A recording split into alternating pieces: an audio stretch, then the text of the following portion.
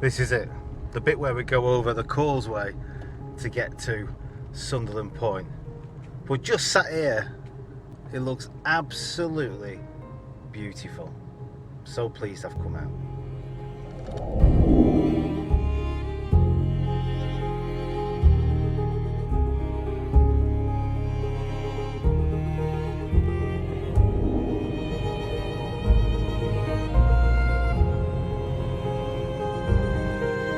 That's it. That's basically the road to get over to Sunderland Point, which isn't too far from Heysham or Lancaster. But it is a tidal road, and there are signs saying that the water level can cover your car at high tide. But I managed to get through. Now I've got to try and navigate and work out which roads I can use to get to the little points of interest that I want to find for this video. Now over in that direction is a private road, but I think that way I can drive down to a very interesting point.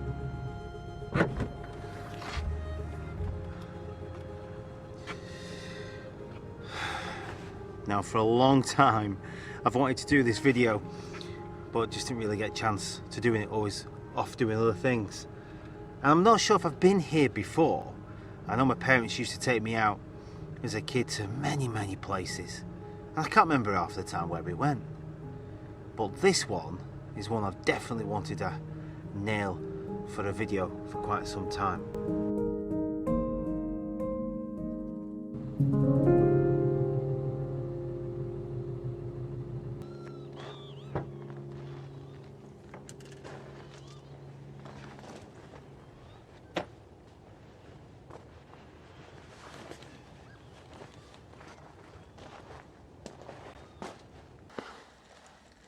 See,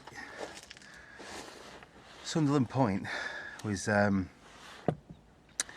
used to be like a little port many years ago, hundreds of years ago, one of the earliest for the area, and it was a convenient place for these ships to come in and then make their way, taking their goods into Lancaster and do their business. Obviously trade increased and they needed the space, and that's why Glasson Dock then became a trading port, which was easily connected to the canals and then later on to the railways. And now we've got Heysham. 3 points. Lancaster had a port as well, but these were all the different ports where trade was brought through. Now there's a great, terrific story that I want to tell you on the way, where there's a grave of a little lad who's been there for many years. And also I'm going to be on the hunt for an abandoned tram. I'm going to put the story to an end of where this tram has come from in such a remote area.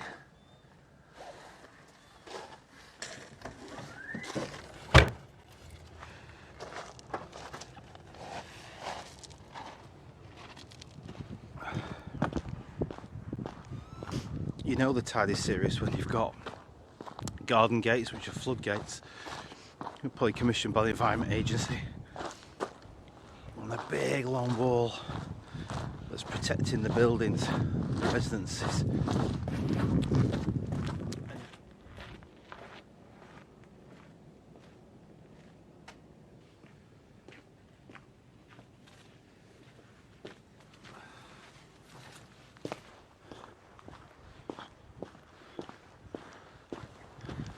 You know, it's nothing better than getting out, getting out of Blackpool for a start, but just getting out in general, outside and enjoying the winter air. I mean, it's only a month off to Christmas, and I like to celebrate the winter solstice more than Christmas itself, because it's when I know that the days are going to get longer.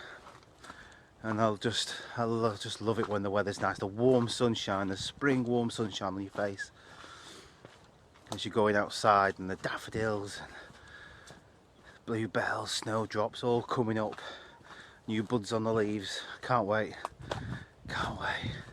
So walking down what's called the lane to Sambo's grave. To my right, to the north, is Heysham Power Station. To the left, more familiar territory. You'll find Fleetwood and other areas down there. But there's 3 points of interest that have been put here at Sunderland Point. So if you come here, I've kind of parked my car just opposite the causeway itself. I mean, obviously check the tide times. Don't make me responsible if you get your car stuck, please. But it's not a bad walk. But there's two of the out of the 3 is what I'm going to be looking at mainly today, touching on today. One is obviously Sambo's grave. I'll tell you the story about that in a short while. And then trying to find this abandoned tram that's got a bit of a backstory to it that a few people can't seem to fathom where the trams come from. Trams were obviously prevalent in Morecambe, Lancaster, Heysham, but this tram obviously came from East Lancashire for reasons I will explain a bit later on.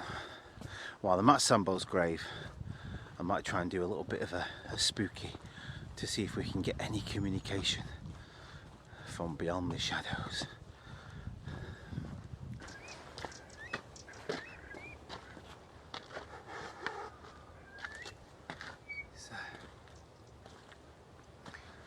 It's definitely an easy walk you can do with your kids, your grandkids, especially in the summertime when the glorious sunshine is raining upon us.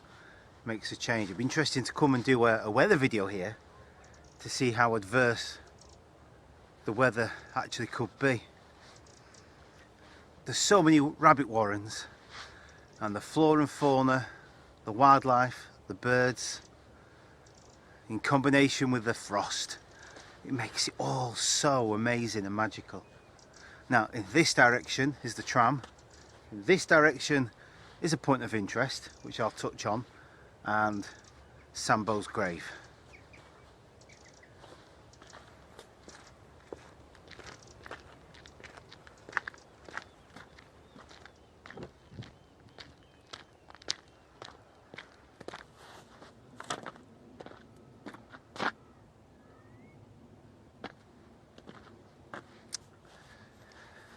This is Horizon Line Chambers, and it's a dry stone building featuring a camera obscura created by internationally known land artist Chris Duray.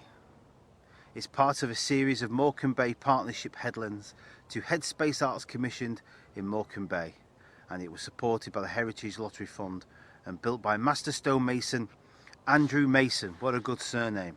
Strongly supported by all the residents of Sunderland Point.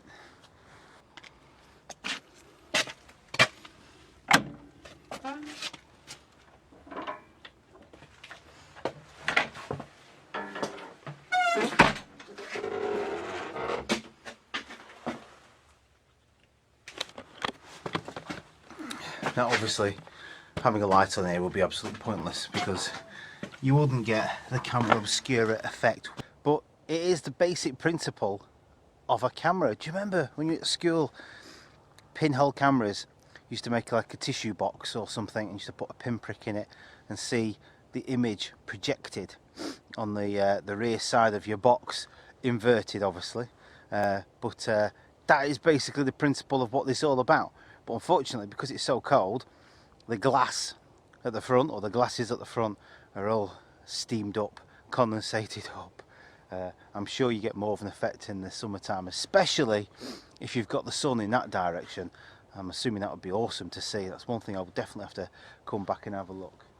But nice. I like the stone structure. I could turn that into my bedroom, and it's very quiet in there. So I suppose it's somewhere that you could hide if the storm is brewing. Not that you get past Sunderland Point at any time in a hurry, but anyway. Right, let's continue off to Sambo's grave.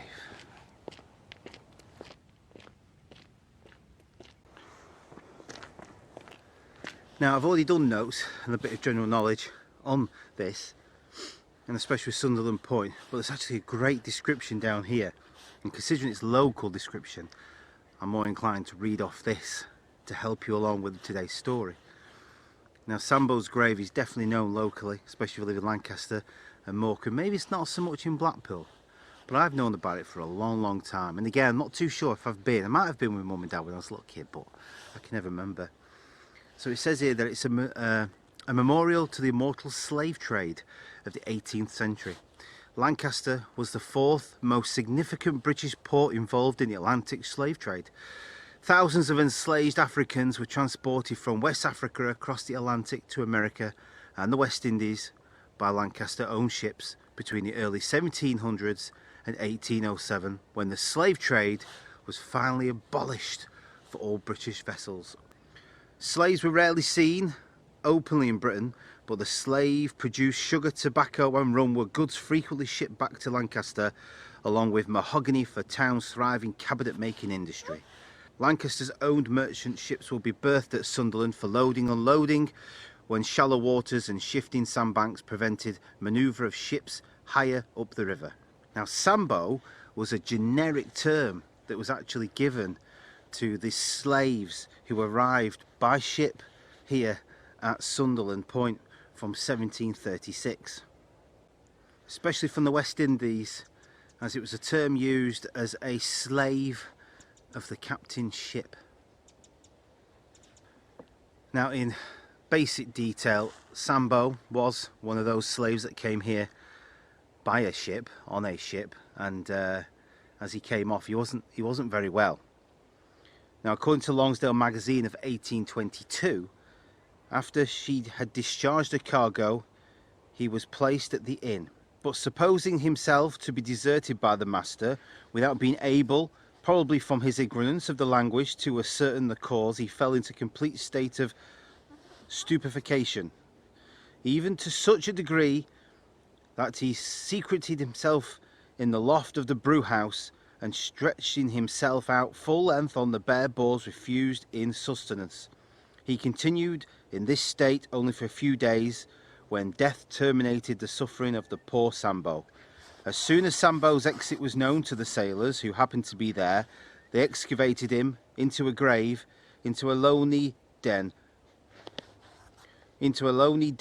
in a rabbit warren behind the village, with 20 yards of the seashore, whither they conveyed his remains without either coffin or bearer, being covered only by the clothes of which he died in.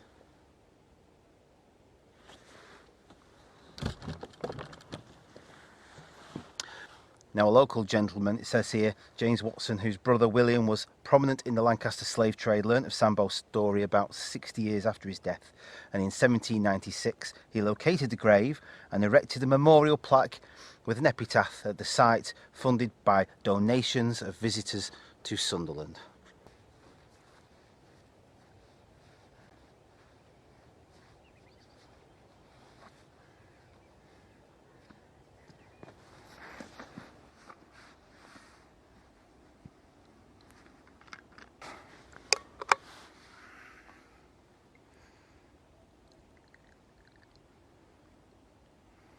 I've brought most of the gear with me, the spooky gear with me today.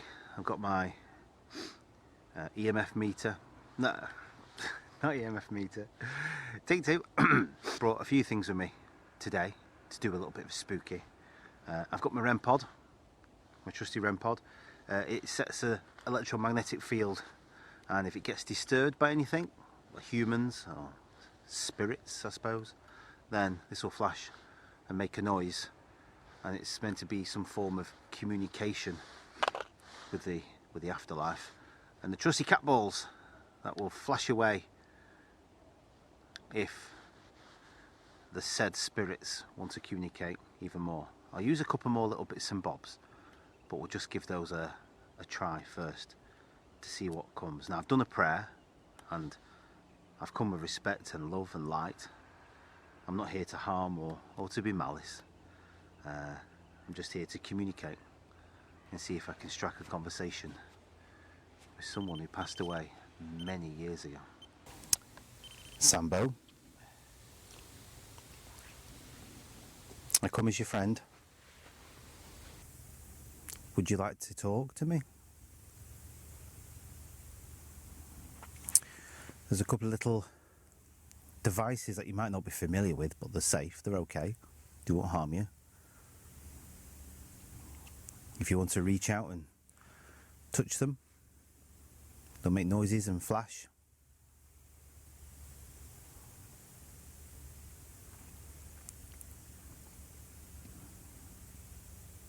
I see maybe some of the local children have left you painted pebbles and a turtle, a dinosaur, and some of the modern toys today. Out of respect and love.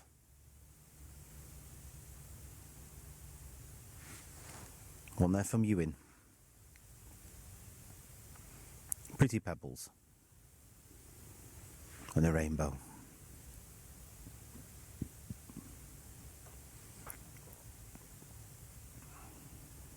Would you like to talk?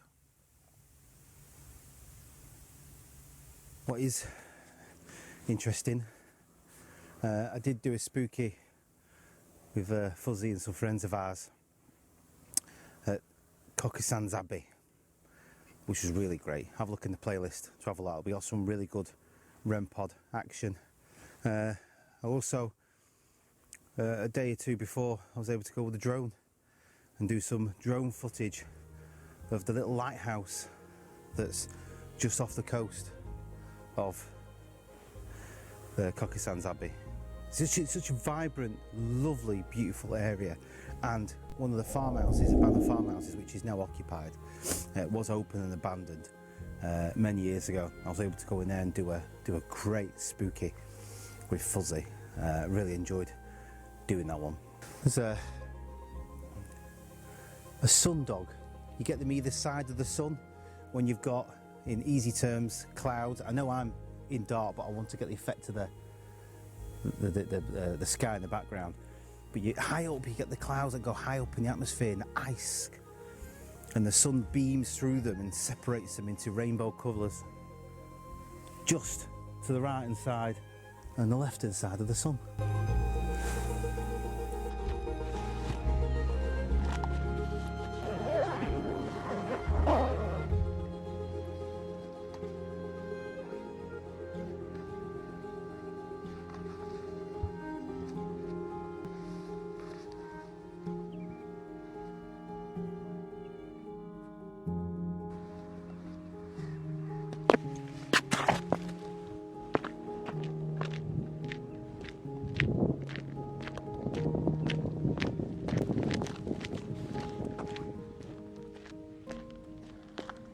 So the reason, I think I touched on before, why the port's changed from Sunderland to Glasgow Dock to Lancaster, Heysham, was basically because of the tide and the accessibility of the ships being able to get in and out.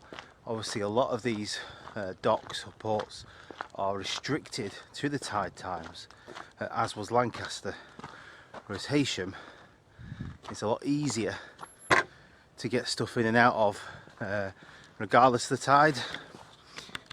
Hence why, as I'm walking along the bridle path now, there's a ferry that's making its way towards Heysham,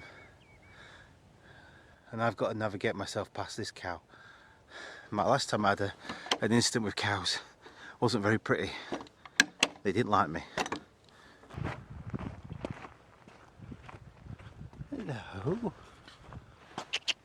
Hello. Hello. You enjoying the grass? More of a calf than a cow. I should have gone to Specsavers. Oh, I've got a friend. Where are you going? Where are you going? He's going to find the tram with me.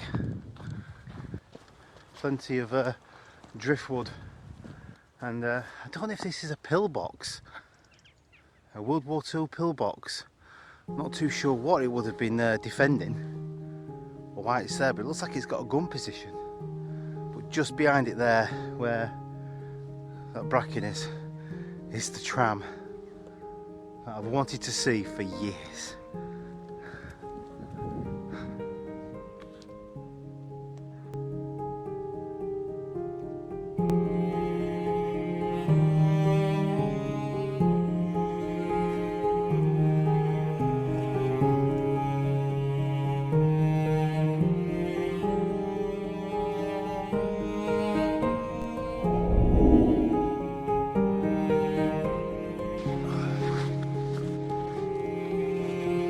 I have to go in.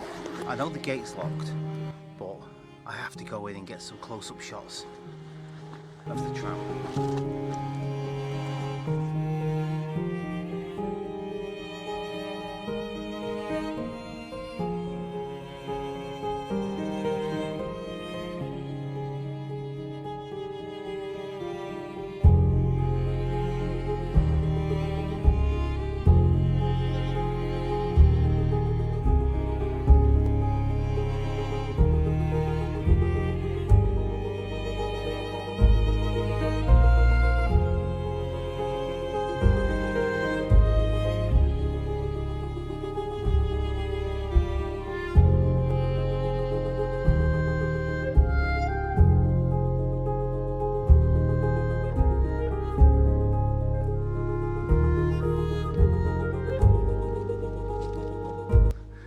So the backstory to this tram is that in 1950 Bradford Transport Corporation sold their trams off as they deregulated their tram public transport system, as many other towns and cities did a very similar thing before and after the war.